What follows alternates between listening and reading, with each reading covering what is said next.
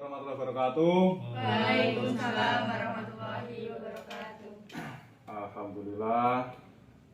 Ini sebelum memasuki pelajaran dan wawasan pada pagi hari ini, lebih baiknya kita berdoa bersama-sama ya.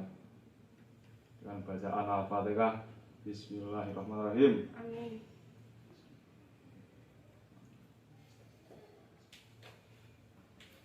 Alhamdulillahirobbilalamin. Nah, di sini saya bernama Bagas Wicaksono dan saya sebagai pelayan pada pagi hari ini untuk menambah wawasan teman-teman. Paham kan? Hari ini apakah ada yang sudah masuk? Ada. Ada siapa? Irfan. Di mana Irfan? Izin ya. Oh, Irfan. Oh, itu anaknya yang rada beling itu ya? Ya. Oh, ya. Jadi gini teman-teman. Tujuan saya di sini untuk memberikan layanan tentang kita peserta didik dapat memahami apa yang dimaksud dari narkoba. Gambaran besarnya kan sudah tahu semua kan, narkoba itu bagaimana bahayanya. Kedua, peserta didik dapat memahami jenis narkoba, jenis-jenisnya narkoba itu apa saja, nanti kita pelajari. Yang ketiga yaitu peserta didik dapat memahami cara menghindari pengaruh narkoba. Nah, itu kan sudah tahu kan bahayanya narkoba itu bagaimana. Nanti kita kasih tahu caranya untuk menghindari narkoba. Ada soal. Ini itu kan sudah saya jelaskan jenis narkoba, pengertian narkoba. Sekarang dari teman-teman apakah ada yang ingin bertanya, silahkan. Ada, gimana? Apakah orang yang kecanduan narkoba atau alkohol bisa disembuhkan? Ada yang tahu? Ada yang bisa menjawab? Ada. Saya. Kamu? Iya. Gimana? Menurut kamu? Ya. Orang yang sudah kecanduan narkoba itu sebagian besar ada yang bisa disembuhkan. Dengan yang pertama caranya rehabilitasi. Ya. Dan setelah rehabilitasi mungkin sudah mulai mengikuti lingkungan yang bersih, tidak mengikuti lingkungan yang sebelumnya, dan pergaulannya lebih dijaga lagi setelah mengikuti rehabilitasi. Nah, tuh jawabannya. Jadi orang pemakai narkoba itu bisa sembuh dengan cara rehabilitasi. Tapi orang memakai narkoba itu tidak cepat sembuhnya. Nanti dalam jangka waktu yang lama itu bisa sembuh. Tergantung golongannya dari pemakai tersebut. Kalau golongannya kembali ke orang-orang pemakai narkoba, ya otomatis kembali ke narkoba lagi. Kalau golongannya itu seperti saya, insya Allah kuat, sembuh. Ya. Nah, jadi gini, saya jelaskan apa itu namanya narkoba. Pengertian narkoba yaitu narkoba itu singkatan dari narkotika, psikotropika, dan bahan adiktif berbahaya lainnya. Adalah bahan atau zat yang jika dimasukkan dalam tubuh manusia, baik secara oral atau diminum, dihirup maupun disuntikkan, dapat mengubah pikiran, suasana hati atau perasaan, dan perilaku seseorang. Narkoba dapat menimbulkan ketergantungan atau adiksi fisik dan psikologis.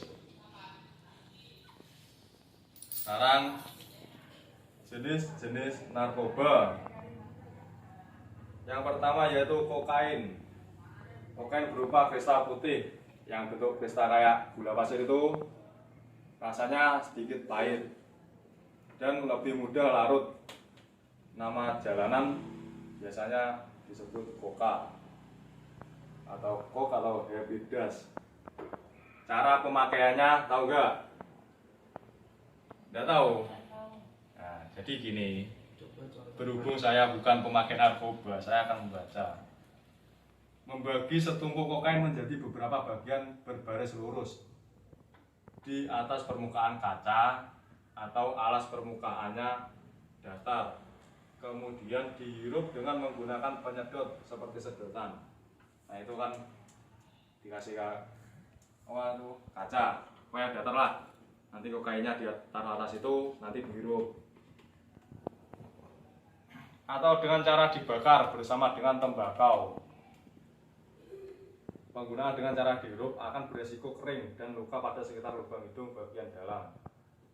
Efek dari kokain, pemakai akan merasa segar, kehilangan nafsu makan, menambah percaya diri, dan menghilangkan rasa sakit dan lelah. Yang kedua yaitu kanabis.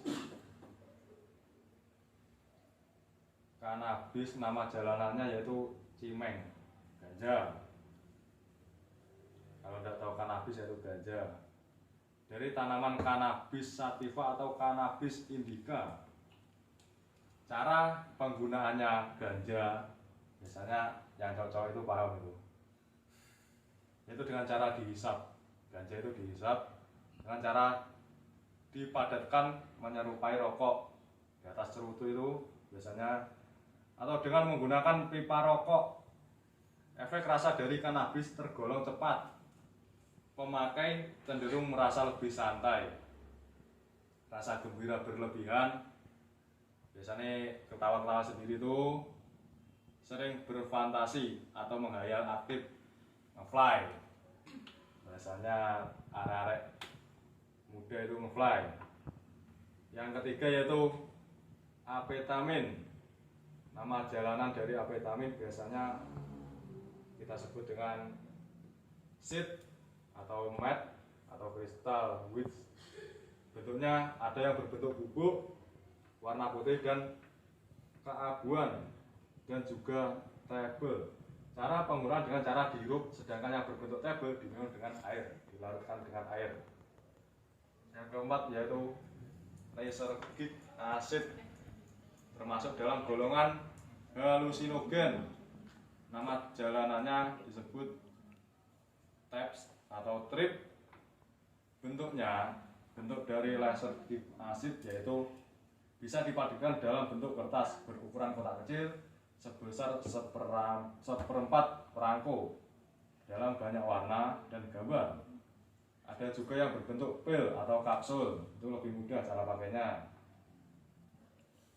Yang kelima yaitu sedaptif atau hipnotik, termasuk golongan sedatif atau obat penenang, dan hipnotik atau obat tidur.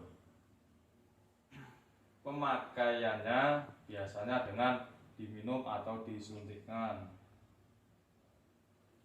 Digunakan biasanya sedatif atau hipnotik digunakan di bidang medis untuk pengobatan pada pasien yang mengalami kecemasan, kejang, stres, serta sebagai obat tidur.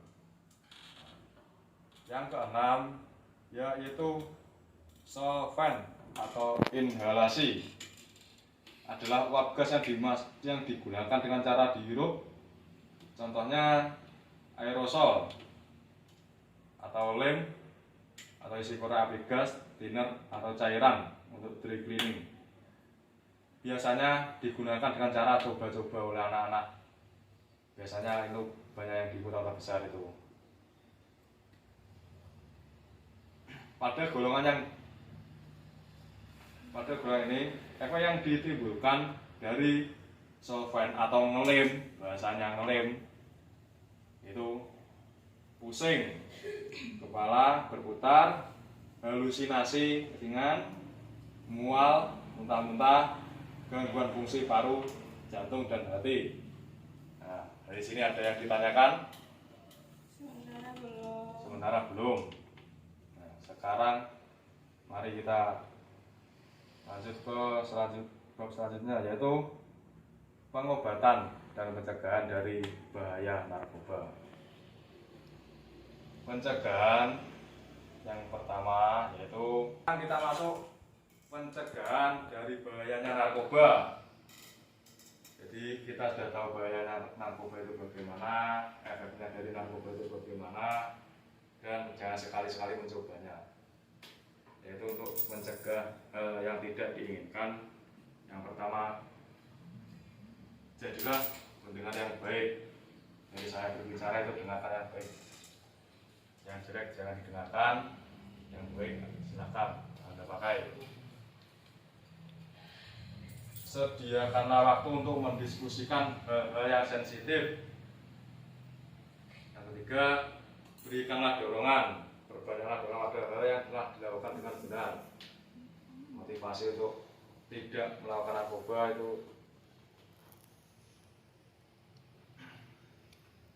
sampaikan pesan dengan jelas saat Anda berbicara tentang penggunaan alkohol atau penyalahgunaan obat-obatan. Meyakinkan diri Anda memberikan Nah, jadi gini, kan sudah tahu kan bahayanya narkoba itu bagaimana, akibat dari narkoba itu bagaimana. Pesan saya yaitu janganlah mencoba-coba pakai narkoba itu, karena masalahnya banyak, Mas. Narkoba itu masalahnya banyak, tidak bisa nonton. Polisi sama kira narkoba loh. Jadi yo solusinya ben Anda semua itu tidak keikut dari golongan pemakai narkoba itu. Kumpulah dengan orang-orang yang beriman, dengan yang ahli ibadah. Perbanyaklah sholat, sering-sering ke masjid, berkumpul dengan orang-orang yang kehidupan sehat.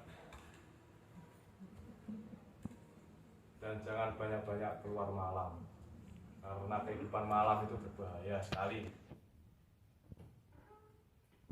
Dulu saya sudah pernah kehidupan malam itu seperti apa. Nah, jadi jangan sering-sering lah, jangan sering-sering keluar malam, tidak bagus, terutama itu yang ada cewek. Yang lanang untuk bumi keluar malam tidak apa-apa, tapi kumpulannya sing sehat-sehat aja. Tidak usah ikut-ikut minum-minuman keras lah, narkoba. Udah, itu saja yang dapat saya sampaikan. Kurang lebihnya saya mohon maaf. Yang baik silahkan digunakan, yang jelek jangan ditiru. Wassalamualaikum warahmatullahi wabarakatuh. Waalaikumsalam.